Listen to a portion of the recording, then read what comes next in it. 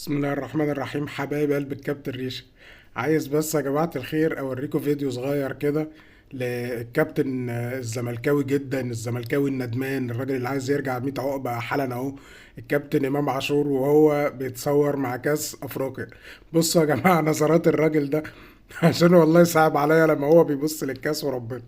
بصوا كده يا جماعة، بيبص للكاس كأنه بيبص العيل من عياله لسه مولود. بص هو عايز يعرف ايه الكاس ده، كان يسمع عن الكلام ده في الزمالك. يعني واخد بالك انت ازاي؟ هو عايز يقول لك يعني انا ما كنتش عايش يا جماعه، يعني انتوا بتعملوا ايه؟ يعني ايه بص حاضن الكاس والله العظيم. لو حاضن عيل من عياله لسه مولود مش هيحضنه كده. بص والله بيبص للكاس ازاي وهو مش قادر يفهم، عايز يقول لا ده اللي انا كنت بسمع عنه في الزمالك، هو ده اللي الزملكاويه كانوا بيقولوا عليه. هو طبعا اول مره يلمس حاجه زي كده. بص والله بص بيحضنوا ازاي والله يا جماعه، لو ابنه البكري مش هيحضنه كده. بص هو واخد بالك، بص انت بقى النظره دي وهو بيبص على بقيه الصور اللي وراه وكده، بيشوف بقيه الصور اللي وراه، عايز يعرف انا مين، انا بعمل ايه هنا.